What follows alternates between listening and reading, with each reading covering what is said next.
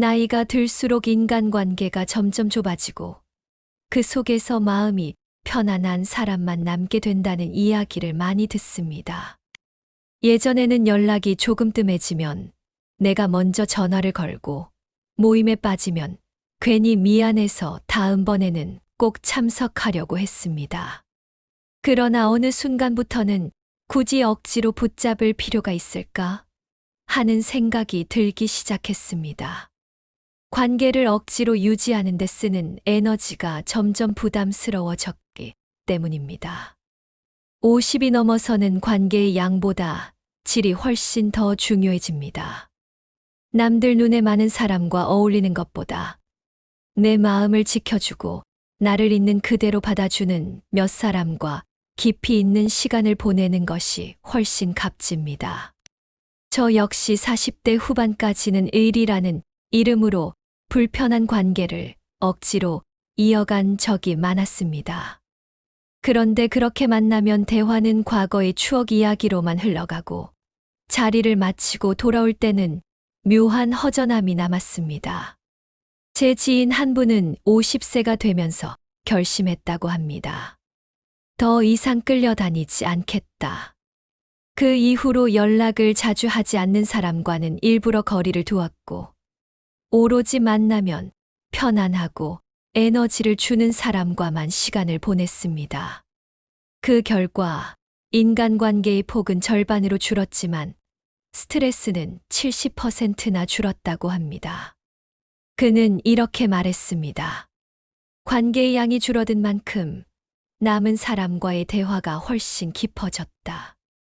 억지로 관계를 붙잡지 않는 것은 차가움이 아니라 자기 자신을 지키는 일입니다. 3번 이상 내가 먼저 연락했는데도 반응이 없다면 그 관계는 잠시 놓아도 괜찮습니다. 관계를 줄이는 것은 배신이 아니라 나의 마음과 시간을 존중하는 선택입니다. 이제는 많이 아는 사람보다 마음을 나눌 수 있는 사람이 훨씬 더 소중한 시기입니다. 관계에서 억지로 힘을 쓰지 않기로 마음먹으면 또 하나 달라지는 것이 있습니다. 바로 표정과 태도입니다. 나이가 들수록 말 한마디보다 표정과 태도가 더 많은 것을 말해줍니다. 말은 순간이지만 표정은 오래 기억에 남기 때문입니다. 예전에는 불편한 이야기를 들으면 곧바로 얼굴에 드러나곤 했습니다. 하지만 지금은 의도적으로라도 미소를 지으려고 노력합니다. 한 직장 상사가 있었습니다. 그는 회의에서 직원이 실수를 해도 목소리를 높이지 않고 잠시 미소를 지은 후 차분히 상황을 정리했습니다. 그 덕분에 직원들은 오히려 더 책임감을 갖게 되었다고 합니다. 그 상사는 이렇게 말했습니다. 말로 위로하는 것보다 태도로 안심시키는 게 더 중요합니다. 표정과 태도는 우리가 어떤 사람인지 보여주는 거울과도 같습니다. 나이가 들수록 얼굴에는 내가 걸어온 길과 살아온 방식이 담깁니다. 그래서인지 부드러운 미소를 가진 사람 곁에는 자연스럽게 사람이 모입니다. 반대로 늘 찡그린 표정과 날선 말투를 가진 사람은 아무리 좋은 말을 해도 상대방의 마음을 열기 어렵습니다. 표정과 태도는 하루아침에 바뀌지 않습니다.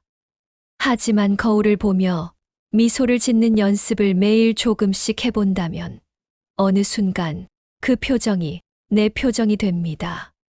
중년 이후의 품격은 말보다 얼굴에서, 태도에서, 그리고 작은 몸짓에서 드러난다는 사실을 잊지 않아야 합니다. 관계를 품격 있게 유지하기 위해 꼭 필요한 3번째 방법은 경청입니다. 경청은 단순히 말을 듣는 것이 아니라 상대방이 존중받고 있다는 확신을 주는 행동입니다. 중년 이후에는 경험이 많다 보니 대화 중에 조언을 하고 싶은 마음이 앞서기 쉽습니다. 그러나 많은 경우 사람들은 조언이 아니라 그저 자신의 이야기를 들어줄 귀를 원합니다. 오랜 친구와의 통화에서 저는 거의 한마디도 하지 않고 1시간 넘게 듣기만 한 적이 있습니다. 전화를 끊을 때 그 친구는 이렇게 말했습니다. 내 덕분에 살 것 같다. 이렇게 내 얘기를 들어준 게 얼마만인지 몰라. 그 순간 깨달았습니다. 듣는 것만으로도 관계가 단단해질 수 있다는 것을. 경청을 잘하기 위해서는 말을 중간에 끊지 않는 것이 중요합니다. 그리고 상대방의 말을 다 들은 뒤에 내 생각을 말해도 괜찮을까? 라고 물어보면 그 사람은 진심으로 존중받고 있다고 느낍니다. 조언보다 더 큰 힘은 경청에서 나옵니다. 그리고 그것이 품격 있는 대화의 시작입니다.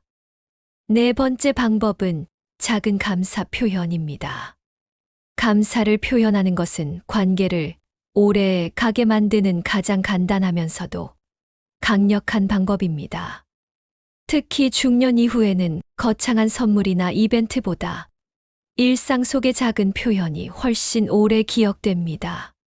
한 교회 집사님은 매주 주일마다 봉사하는 분들에게 작은 초콜릿과 함께 항상 수고 많으세요라는 짧은 메모를 건넸습니다. 처음에는 별 대수롭지 않게 생각했던 사람들이 나중에는 그 작은 메모를 기다리게 되었다고 합니다. 작은 행동 하나가 마음의 문을 열고 관계를 깊게 만드는 계기가 된 것입니다. 감사는 생각날 때 바로 표현하는 것이 좋습니다. 나중에 해야지 하고 미루다 보면 잊히기 쉽습니다. 짧은 문자 한 줄, 커피 한 잔, 손으로 쓴 작은 메모라도 좋습니다. 중요한 건 그 안에 담긴 진심입니다. 그리고 그 진심이 상대방의 하루를 밝게 만들 수 있습니다. 마지막 5번째 방법은 끝까지 말의 품격을 지키는 것입니다. 나이가 들면 관계가 편해진다는 이유로 또는 내 입장이 강해졌다는 이유로 말투가 거칠어질 수 있습니다. 하지만 바로 이 시기에 말의 품격이 그 사람의 인격을 드러냅니다. 제 주변에 70세가 넘은 어르신 한 분이 있습니다. 그분은 누구와 이야기하든 끝에 꼭 해주시면 감사하겠습니다라는 말을 붙입니다. 그 한마디 때문에 많은 사람들이 그분을 존중하고 함께 있기를 좋아합니다. 반대로 좋은 의도로 한 말이라도 거친 어투로 전하면 관계는 쉽게 틀어질 수 있습니다. 말의 품격을 지키려면 말끝을 부드럽게 마무리하는 습관을 들이는 것이 좋습니다. 화가 나더라도 표현을 절제하면 오히려 내 생각이 더 잘 전달됩니다. 나이가 들수록 어떤 말을 하느냐보다 어떻게 말하느냐가 더 중요하다는 것을 기억해야 합니다. 중년 이후의 인간관계는 양보다 질, 속도보다 깊이가 중요합니다. 억지로 관계를 붙잡기보다 소중한 사람과의 시간을 늘리고 표정과 태도, 경청과 감사, 그리고 품격 있는 말투로 관계를 지켜가야 합니다. 오늘 소개한 5가지 방법을 다시 정리해 드리겠습니다. 첫 번째, 억지로 관계를 붙잡지 않는다. 두 번째, 표정과 태도로 품격을 보여준다. 세 번째, 경청은 최고의 관계 기술이다. 네 번째, 작은 감사 표현이 관계를 살린다. 5번째, 끝까지 말의 품격을 지킨다. 이 5가지만 실천해도 여러분의 관계는 한층 건강하고 품격 있게 변할 것입니다. 관계의 깊이가 깊어질수록 인생의 만족도도 높아집니다. 오늘 영상이 도움이 되셨다면 구독과 좋아요, 알림 설정 부탁드립니다. 여러분의 하루가 향기롭고 마음이 따뜻해지는 관계로 가득하길 바랍니다. 감사합니다.